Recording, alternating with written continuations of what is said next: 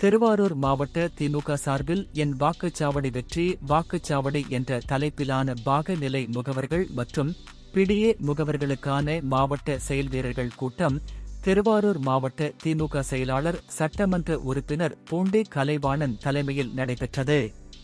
இதில் கழக முதன்மை செயலாளரும் திருச்சி மண்டல பொறுப்பாளரும் நகராட்சி நிர்வாகத்துறை அமைச்சர் கே.என். நேரு சிறப்பு அழைப்பாளராக கலந்து கொண்டு வாக்குச்சாவடி பாகநிலை முகவர்கள் மற்றும் டிஜிட்டல் முகவர்களுக்கு பல்வேறு ஆலோசனைகளை வழங்கினார்.